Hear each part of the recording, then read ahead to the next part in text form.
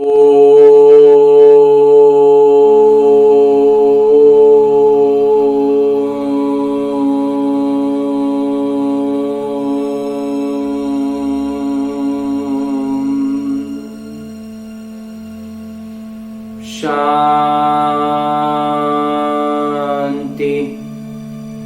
ओम शांति। बाबा बाबा ओम शांति। आज 23 जनवरी 2023 की मुरली है।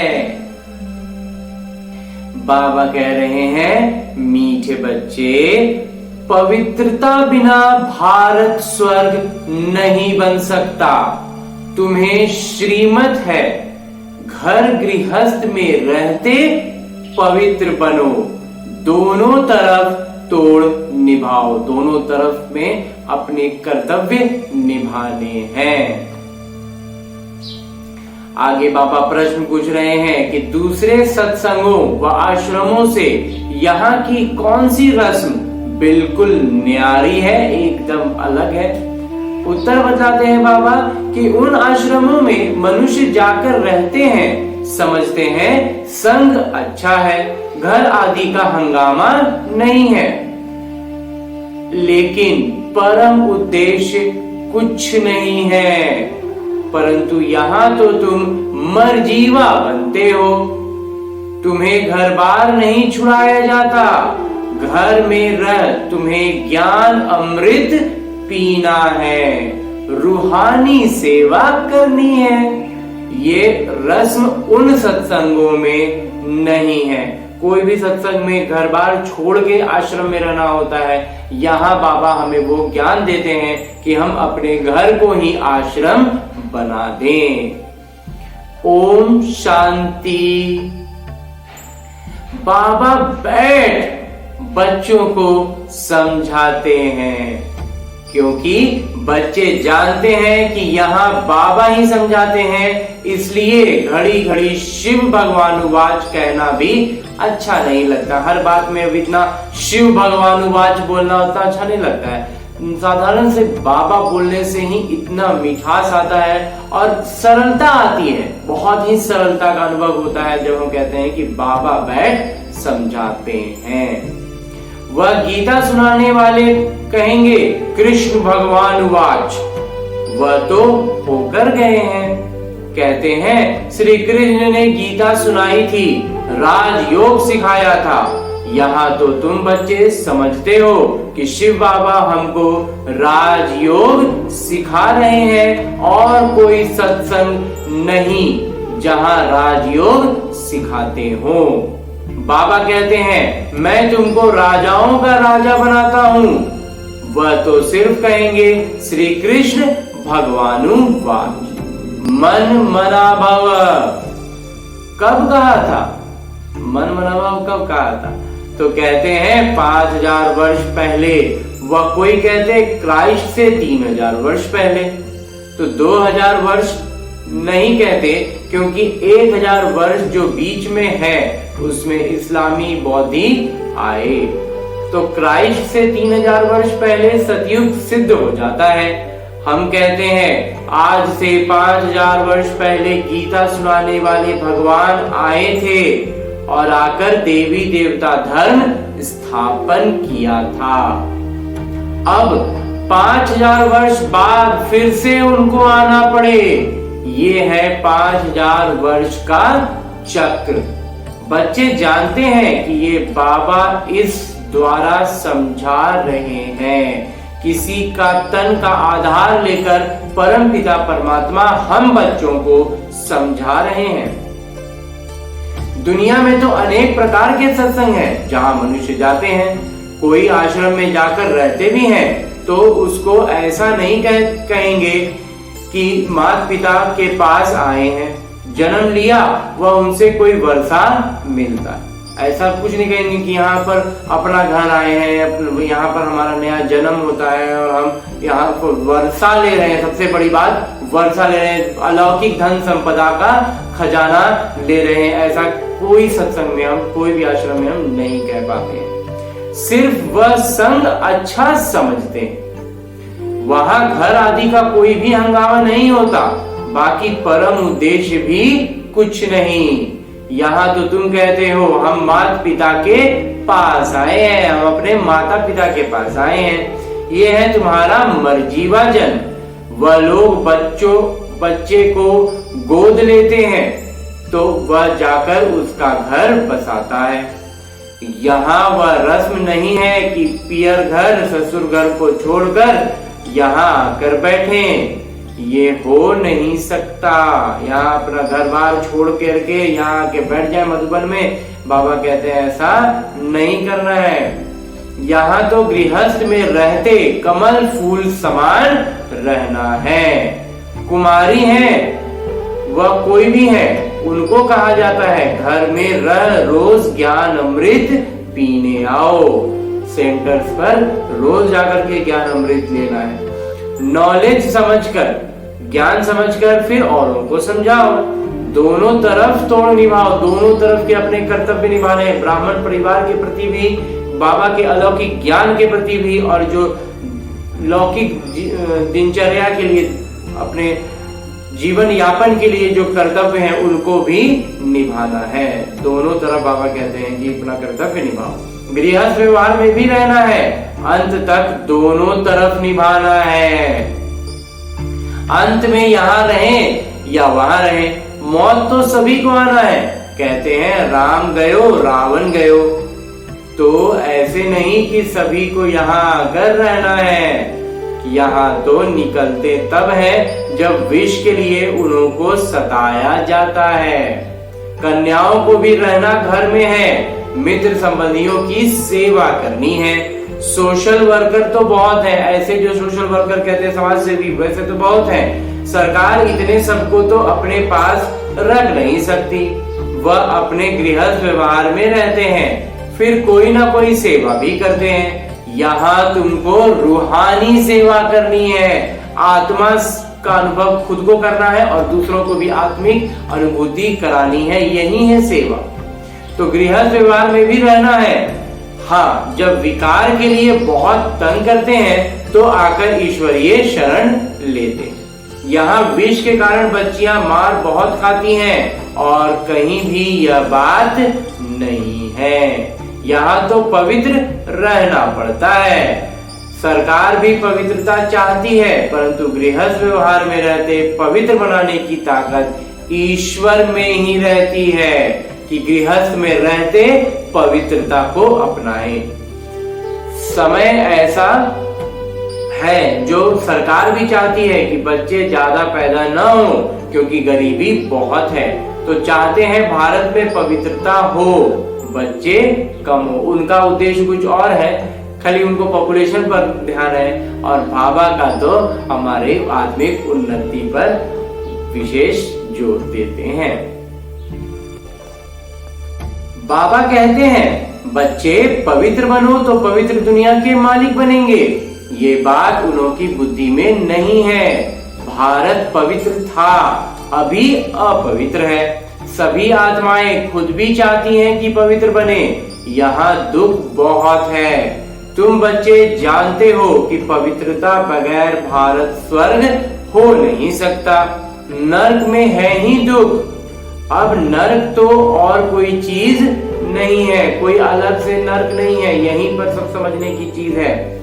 जैसे गरुड़ पुराण में दिखाते हैं कि बैतरणी नदी है जिसमें मनुष्य गोते खाते हैं, ऐसे तो नहीं, ऐसे तो कोई नदी है नहीं जहां सजाएं खाते हो। सजाएं तो गर्भ जेल में मिलती हैं। सतयुग में तो गर्भ जेल होता नहीं जहां सजाएं मिले, गर्भ महल होता है। इस समय सारी दुनिया जीती जागती नरक है, जहां मनुष्य दुखी रोगी हैं, एक दूसरे को दुख देते रहते हैं। स्वर्ग में यह कुछ होता नहीं, वहां न बाहरी रूप से कोई दुख आता है और ना ही कोई आपस में एक दूसरे को दुख देते हैं। अब बाबा समझाते हैं मैं तुम्हारा बेहद का पिता हूँ, मैं रचयिता हूँ, तो जरूर स्वर्ग नई दुनिया रचूंगा। स्वर्ग के लिए आदि सनातन देवी देवता धर्म रचूंगा। कहते हैं तुम्हें माता पिता कल्प कल्प यह राजयोग सिखाए थे। ब्रह्मा द्वारा बैठ सभी वेद शास्त्रों के आदि मध्य अंत का राज समझाते हैं। बिल्कुल अनपढ़ को बैठ पढ़ाते हैं। इस अलौकिक ज्ञान के आयाम से देखें, इस नजरिए से देखें, जब अलौकिकता की नजर से देखेंगे तो सारे के सारे अनपढ़ हैं, एकदम अंगूठा छाप जिसको कह देते हैं हम लोग ना, बस वही स्थिति है अध्यात्म की नजर से आज के हर आत्मा का। बाबा कहते हैं कि अनपढ़ को बैठ पढ़ाते हैं। तुम कहते थे ना हे भगवान आइए, पतित तो वहां जा ना सके, तो पावन बनाने के लिए उनको जरूर यहाँ आना पड़े। जो हम सब पतित हो चुके हैं, तो ये हम पतित आत्माएं तो स्वर्ग जा नहीं सकते हैं, तो बाबा को ही बुलाते हैं कि बाबा आइए हम ही को पतित से पावन बनाइए, तो हम लोग वहां पहुंचे। तो तुम बच्चों को याद दिलाते हैं कि कल्प पहले भी तुमको राजयोग सिखाया था। पूछा जाता है कि आगे कभी पहले कभी यह ज्ञान ली है, तो कहते हैं हाँ 5000 वर्ष पहले हमने ये ज्ञान लिया था। ये बात है नहीं, लेकिन ये बात जब बोलते हैं तो एकदम नया लगता है।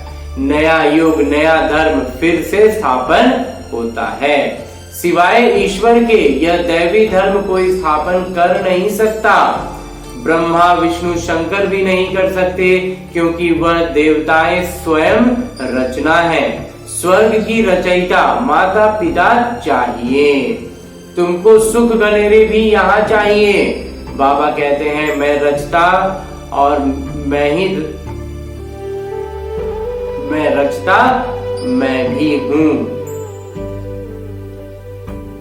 बाबा कहते हैं रचता मैं ही हूँ। तुमको भी ब्रह्मा मुख द्वारा मैंने रचा है। मैं मनुष्य सृष्टि का बीज रूप हूँ। भले कोई कितना भी बड़ा साधु संत आदि हो, परंतु किसी के भी मुख से ऐसा नहीं निकलेगा। ये है गीता के अक्षर, परंतु जिसने कहा वही कह सकता है। ये जो बातें हैं ये सिर्फ परमपिता परमात्मा की कही हुई बातें हैं, तो ये परमात्मा ही दोहरा सकते हैं और कोई भी साधु महात्मा नहीं बोल सकते, दूसरा कोई कह ना सके। तो सिर्फ फर्क यह है कि निराकार के बदले श्री कृष्ण को भगवान कह देते हैं। बाबा कहते हैं मैं मनुष्य सृष्टि का बीज रूप परम धाम में रहने वाला निराकार परमात्मा हूँ। तुम भी समझ सकते हो। साधारण मनुष्य तो अपने को बीज रूप कह ना सके, ब्रह्मा विष्णु शंकर भी नहीं कहते हैं। ये तो जानते हैं कि सबको रचने वाले शिव बाबा हैं। मैं दैवी धर्म की स्थापना कर रहा हूँ। दैवी धर्म की स्थापना कर रहा हूँ, बाबा कह रहे हैं। ऐसा कहने की भी कोई में ताकत नहीं है, और कोई ये बात उसमें चूंकि वो कर नहीं रहा है ना, तो वो बोल भी नहीं पाएगा, नहीं बोल सकता है। भले अपने को श्री कृष्ण कहलाए, ब्रह्मा कहलाए या शंकर कहलाए, बहुत अपने को अवतार भी कहलाते हैं, परंतु है सब झूठ। यहाँ आकर जब सुनेंगे तो समझेंगे कि बरोबर बाबा तो एक ही है, पिता तो एक ही होंगे ना, अवतार भी एक है। वह कहते हैं मैं तुमको साथ ले जाऊंगा। ऐसे कहने की भी कोई में ताकत नहीं है। ये भी कोई नहीं कह सकते कि मैं तुमको अपने साथ ले जाऊंगा। इतना भी कहने की हिम्मत नहीं होती। बस आपको अच्छी अच्छी मीठी मीठी कहानियां, थोड़ा मिर्च मसाले लगा करके कहानियां सुनाते रहो, लोग सुनते रहेंगे, बस उसी में सबको लगता है कि इसी में आनंद है। उसको वो भी रावण के प्रभाव में ऐसा होता है, उसको भी हम लोगों को बहुत सूक्ष्मता से समझना है। बाबा कहते हैं यहाँ आकर सब सुनेंगे तो समझेंगे बरोबर पिता तो एक है, अवतार भी एक है। तो वह कहते हैं मैं तुमको साथ ले जाऊंगा। ऐसा कहने की भी कोई में ताकत नहीं है। 5000 वर्ष पहले भी गीता के भगवान शिव बाबा ने कहा था, जिसने ही आदि सनातन धर्म की स्थापना की थी वही अब कर रहे हैं। गाया हुआ भी है कि मच्छरों सदृश आत्माएं गईं। तो बाबा गाइड बन सभी को आकर के मुक्त करते हैं। अब कलयुग का अंत है, उसके बाद सतयुग आना है, तो जरूर आकर पवित्र बनाएं, पवित्र दुनिया में ले जाने के लिए। गीता में कुछ ना कुछ अक्षर हैं, समझते हैं इस धर्म के लिए शास्त्र भी चाहिए ना, तो गीता शास्त्र बैठ बनाया है। तो सर्वशास्त्रमयी शिरोमणि नंबर 1 माता, सबसे ऊपर में माता, परंतु नाम बदल दिया है। बाबा जो इस समय नाटक में अपना किरदार निभाते हैं वह थोड़े ही द्वापर में लिखेंगे। गीता फिर भी वही निकलेगी, नाटक में यही गीता नूंदी हुई है। तो जैसे बाबा फिर से मनुष्य को देवता बनाते हैं, वैसे शास्त्र भी बाद में कोई फिर से बैठ लिखेंगे। सतयुग में कोई शास्त्र नहीं होगा, बाबा सारे चक्र का राज बैठ करके समझाते हैं। बाबा की ये बात बहुत मीठी लगती है कि बाबा हमारे सम्मुख बैठते हैं और हमें एक एक बात एकदम इत्मीनान से सूक्ष्म स्तर पर अच्छे अच्छे बिंदुओं के साथ समझाते हैं। सतयुग में कोई शास्त्र नहीं होगा, बाबा सारे चक्र का राज बैठ समझाते हैं। तुम समझते हो हमने यह 84 जन्मों का चक्र पूरा किया है। आदि सनातन देवी देवता धर्म वाले ही मैक्सिमम ज्यादा से ज्यादा 84 जन्म लेते हैं। बाकी मनुष्यों की तो बाद में वृद्धि होती है, वह थोड़े ही इतने जन्म लेंगे। बाकी जितनी आत्माएं हैं सब 84 जन्म नहीं लेते हैं। बाबा इस ब्रह्मा मुख से बैठ समझाते हैं। ये जो दादा है, ये जो ब्रह्मा बाबा है, जिनका जिसका हमने तन उधार लिया है, वह भी अपने जन्मों को नहीं जानते थे। यह है व्यक्त प्रजापिता ब्रह्मा और वह है अव्यक्त, है दोनों एक। तुम भी इस ज्ञान से सूक्ष्म वतनवासी फरिश्ते बन रहे हो। सूक्ष्म वतनवासियों को फरिश्ता कहते हैं क्योंकि हड्डी मांस नहीं है, शरीर नहीं है। ब्रह्मा विष्णु शंकर को भी हड्डी मांस नहीं है, फिर उन्हों के चित्र कैसे बनाते हैं? तो शिव का भी चित्र बनाते हैं ना, तो है तो वह सितारा, उनका भी रूप बनाते हैं। तो ब्रह्मा विष्णु शंकर तो सूक्ष्म है, जैसे मनुष्यों को बनाते हैं वैसे शंकर को का तो बना ना सके, क्योंकि उनका हड्डी मांस का शरीर तो है नहीं। हम तो समझाने के लिए ऐसे स्थूल बनाते हैं, परंतु तुम भी देखते हो कि वह सूक्ष्म है। कि जो हम बनाते हैं उसमें हम ये जो ज्ञान में आकर के बनाते हैं उसकी मतलब अलग कुछ उसका नजरिया बदलाने का रिप्रेजेंटेशन अलग होगा, और जो भक्ति मार्ग में बनता है उसका अलग होगा। अच्छा, मीठे मीठे सिकिलते बच्चों प्रति माता पिता बाबा का याद प्यार और आशीर्वाद। रूहानी बाबा की रूहानी बच्चों को नमस्ते। हम रूहानी बच्चों की ओर से रूहानी बाबा को याद प्यार और प्रणाम। धन्यवाद बाबा, धन्यवाद। मुरली के लिए भी धन्यवाद और इस अनूठे अलौकिक ब्राह्मण जीवन के लिए भी बहुत बहुत बहुत धन्यवाद। आगे है रात्रि क्लास, रात्रि कक्षा, रात्रि मुरली चली है 13 जुलाई 1968 को, और उसी का कुछ अंश दिया गया है आज की मुरली में कि मनुष्य दो चीज को जरूर चाहते हैं, एक है शांति, दूसरा है सुख। तो विश्व में शांति व अपने लिए शांति। अब कैसा शांति चाहिए? पूरा विश्व के लिए शांति या सिर्फ अपनी शांति? तो विश्व पर सुख व अपने लिए सुख की चाह रहती है मनुष्यों को। तो पूछना होता है कि अभी अशांति है तो जरूर कभी शांति हुई होगी, तब तो वो शांति याद आती है ना। परंतु वह कभी कब कैसी होती है, अशांति क्यों हुई, यह कोई को पता ही नहीं है, क्योंकि घोर अंधियारे में है। तुम शांति और सुख के लिए सबको बहुत अच्छा रास्ता बताते हो। तो सुनकर उन्हें खुशी होती है, लेकिन जब सुनते हैं कि पावन भी बनना है तो ठंड पड़ जाती है। जब बोलने बताने की, मुंह से करने की बात होती है तब तो लगता है, जोश में आते हैं, लेकिन जब बोला जाता है कि आपको उसके लिए खुद भी मतलब पवित्रता में आना होगा तो बस ठंडे पड़ जाते हैं। पावन बनना होगा तो ठंडे हो जाते हैं। ये विकार है सभी का दुश्मन और फिर सभी का प्यारा भी है। इसको छोड़ने में हृदय विदरण होता है, नाम भी है विष, तो फिर भी छोड़ते नहीं है। तुम कितना माथा मारते हो फिर भी हार खा लेते हो। सारी पवित्रता की ही बात है, सारी बात पवित्रता पर जाकर के ही टिकती है। इनमें कुछ अनुत्तीर्ण होते हैं। कोई कन्या को देखा तो आकर्षण होती है, क्रोध व लोभ व मोह की आकर्षण नहीं होती।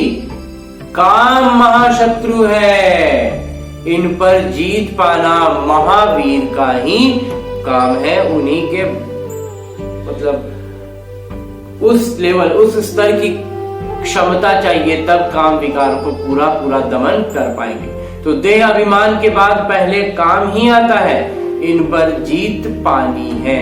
जो पवित्र हैं उनके आगे अपवित्र कामी मनुष्य नमन करते हैं, कहते हैं हम विकारी आप निर्विकारी। ऐसे नहीं कहते कि हम क्रोधी लोभी, सारी बात विकार की है। तो शादी करते ही है विकार के लिए। ये फुरना रहता है माता पिता, जो लौकिक माता पिता, उनको ये फिक्र रहती है कि बच्चे की आगे शादी करें, उसको विकार में भेजें तो फिर वो आगे और बच्चे लाए। तो बड़े हो तो पैसा भी देंगे, विकार में भी जाएंगे। विकार में न जाए तो झगड़ा मच जाए। तुम बच्चों को समझाना होता है कि ये देवताएं संपूर्ण निर्विकारी थे।